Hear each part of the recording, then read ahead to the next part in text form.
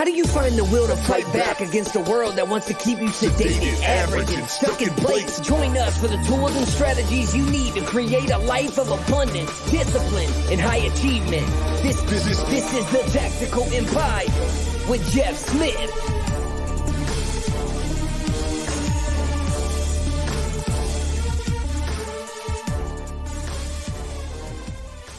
Welcome to another episode of the Tactical Empire. Today, I am rolling with a solo episode. We are down here at the Tampa Super Show, one of the largest RV shows in the country. I'm here because my wife got invited as a YouTube producer for her channel for Tactical Trekkers. So they invited our whole family down to kind of, be involved in the media side of things. And so the kids are having a ball. It's a huge event. And so I wanted to hop on here and record a quick episode on something that came up in a Facebook post, actually, from Brian Strump, who's a friend of ours and a friend of mine, and also a member of our inner circle. But he posted about something that curiously struck a chord with me. And it was something along the lines of how financial conversations are taboo. And why is that, right? And so it's something I really feel deeply about. And I feel it's something that we need to correct. Not to the point of divulging your deepest details of your personal information. I just think more people should discuss finances. And one thing I've actually found is that as we've RV'd full time, that's something that more and more people are curious about, and they're willing to ask about how you make money, if you will. Because I think typically conventional methods of how you have a conversation and create small talk, which I disdain generally, are surrounded by what do you do for work, right? That's like an icebreaker or something like that. But I think what we've not done ourselves a service of over the last 40 years is having discussions about finances, because the communication about finances is what's kind of opened every door for me to be able to create the life I want. And I think that that's available for everyone as well, because the only thing holding anyone back from kind of the life they want to live or being in a more sound financial position is a lot of times it's education. I mean, there's a self-control aspect of it, right? If you're spending 105% of what you make every week and you're in credit card debt up to your eyeballs, I mean, there could be different things going on, emotionally, psychologically, things like that. But what I run into most in my work and what we do is just simple lack of education. We work with a ton of great business owners who are very savvy. They make a lot of money, but they don't have the next phase of things kind of dialed in, meaning you make more money now, let's move to the next phase, which is keep more of your money. So it's tax strategies. It's what do we own outside of this earned income that we're working on? What kind of tax advantages are we taking advantage of on a regular basis?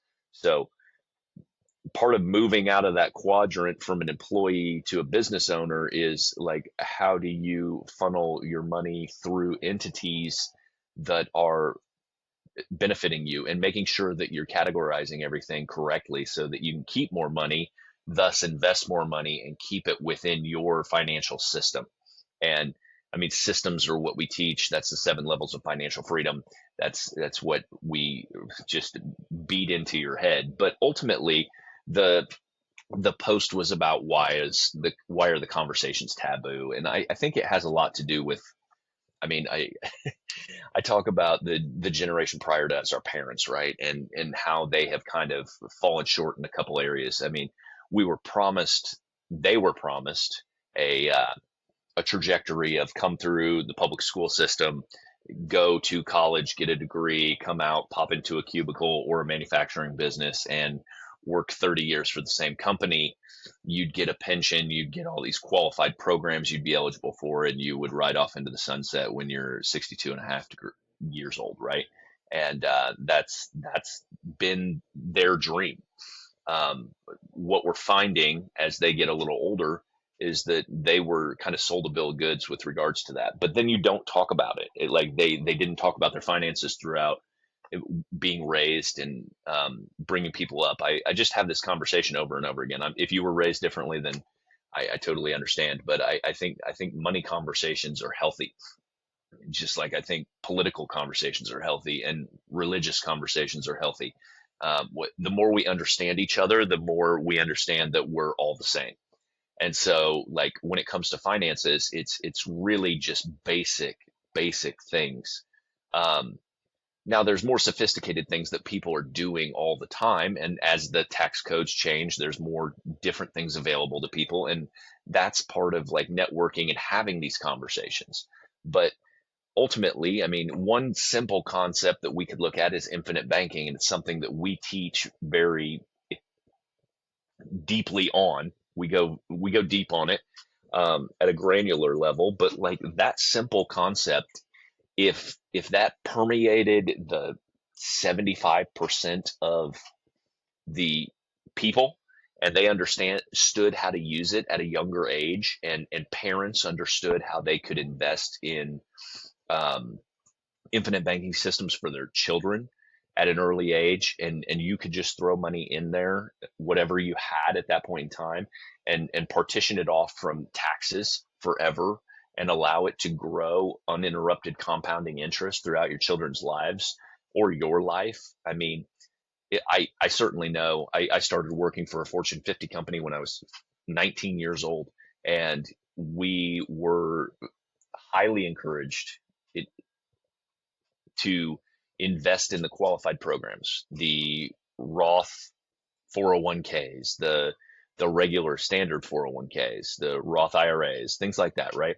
Um, I put a lot of money into those when I was younger. Not as much as I would have liked, obviously, but I was a good saver at that point in time, and I truly wish at 19 I knew about these products, right?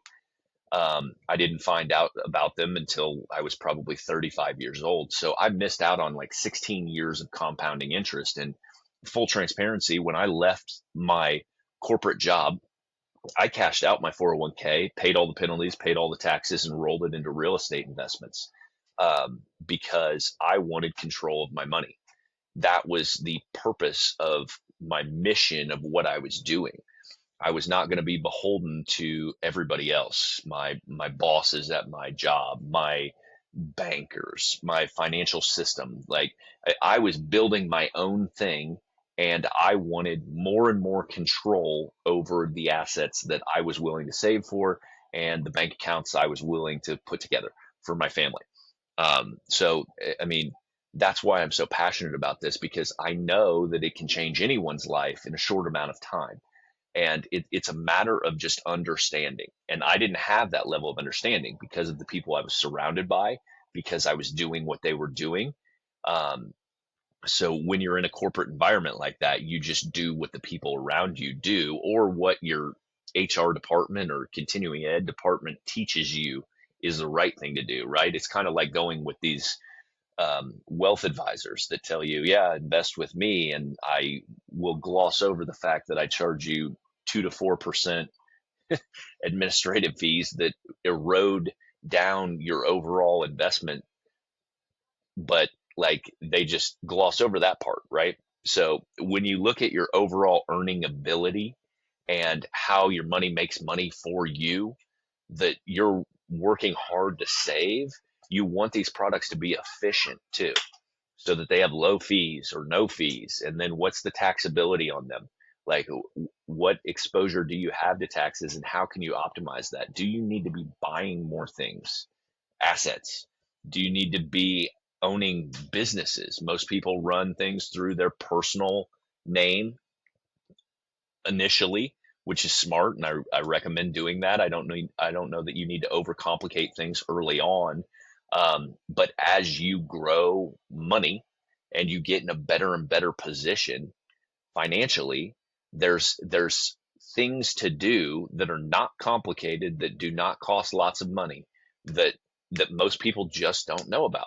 And it's frustrating. It's frustrating because, I mean, going back to infinite banking, I don't want to talk about it a ton, but like just as simple as understanding that if even if you have credit card debt, you can start building wealth prior to paying off that credit card debt, because there's more efficient ways to pay it off while building wealth with just simple tools.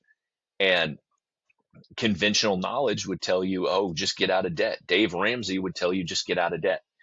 Wait, get out of debt, and then you can start building wealth. But fuck that. Like that leaves you, I don't know, 3, 5, 10 years, depending on how much debt you're in. Most of us are in a cycle.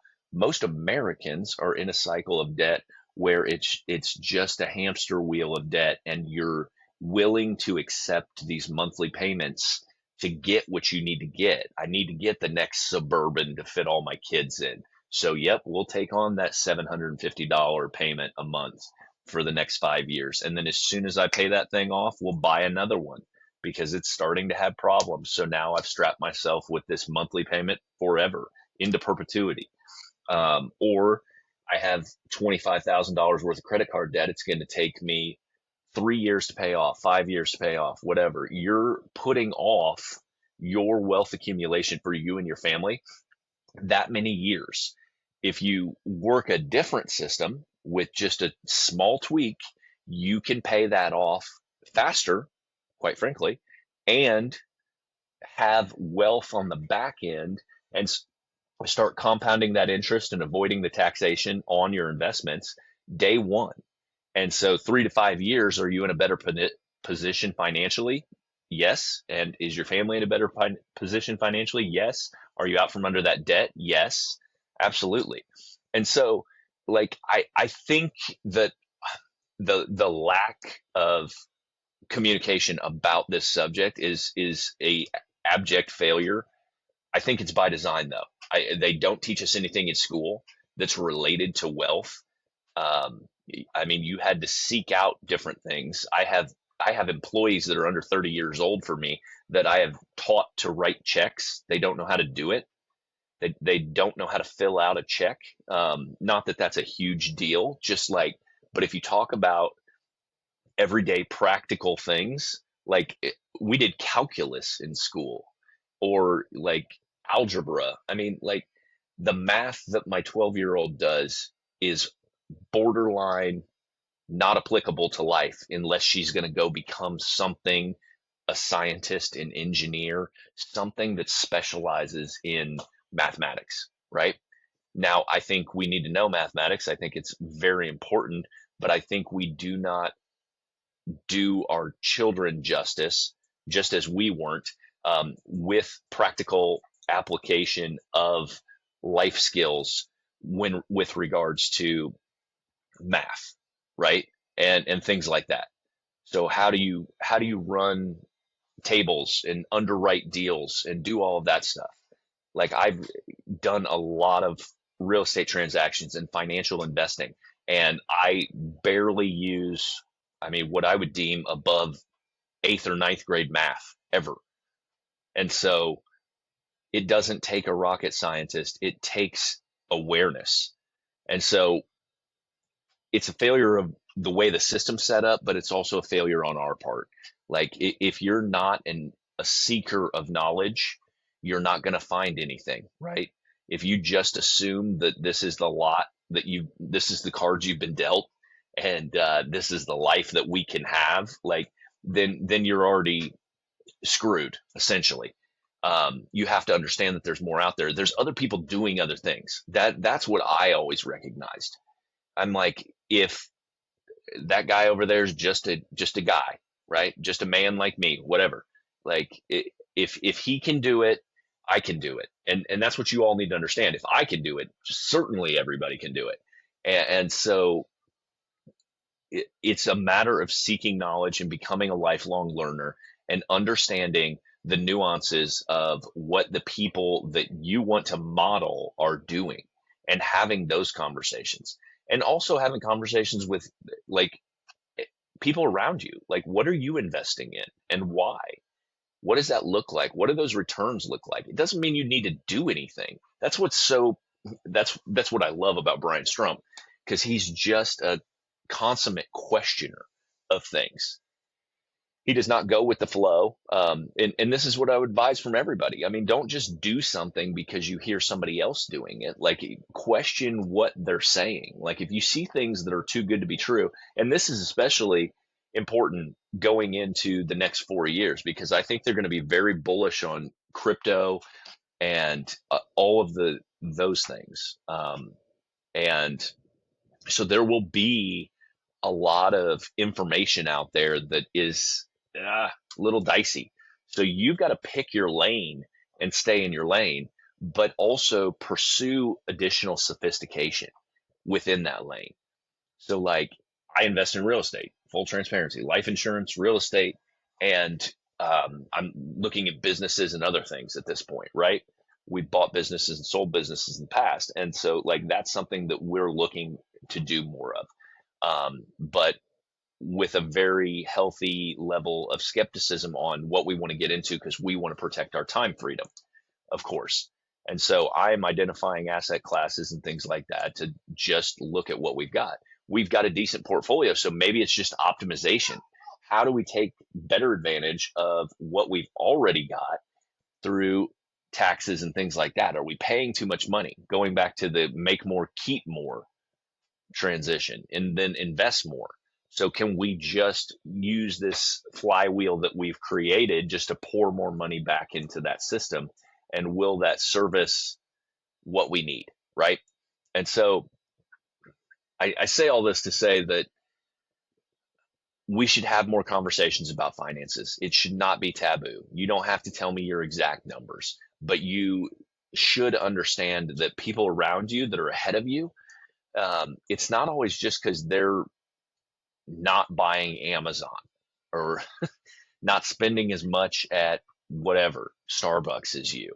Like, that's one of the things when I started teaching these concepts years ago that I did not want to fall into. It is not a scarcity mindset situation. It's an abundance mindset, but your abundance should be seeking more knowledge, right? I'm not saying go crazy with your money. I'm not saying that everyone, including my family, couldn't cut some shit, because, like, we do unnecessary things with our money. Everyone does. But you're never going to save yourself to wealth. You have to acquire more knowledge so that you can optimize what you have within your system. And I guarantee everybody listening could make more money in 2025 if they were willing to acquire more knowledge, do one thing that would keep more money in their pocket, or produce more money as a return on investment with what they're doing. So I'll leave you with that. I think you guys, I know Sean just did a episode about not consuming a bunch of information, blah, blah, blah. I understand. And I am hugely a proponent of that as well. But understand that your money is one of the most important education pillars of what you're going to do. The more you understand about finances, the more you can grow. And if you have a limited knowledge of finances, your ceiling will always be where you're at or slightly above where you're at. It will never grow exponentially. It will never grow to the point that you want to step out of the rat race or not feel the pressure of every month's bills. Like, you can have that feeling in a short period of time if you're willing to just invest in knowledge acquisition and then do small things over time to produce the results that you're looking for. So have a great week. Kick ass. We'll talk to you soon. If you have any financial questions, let us know. As always, join our Facebook community, the Tactical Empire community. Like and subscribe to this channel. Tell your friends about it. If you're on YouTube, it's Tactical Empire. Send that to your friends if this information is valuable, or they need to get their finances straight, or want to be around a group of people that are moving forward and motivating you. Let us know. You can always send me messages on Instagram. I answer every one of them. Real Jeff Smith. So have a great week, kick ass, and we will see you guys in a couple days.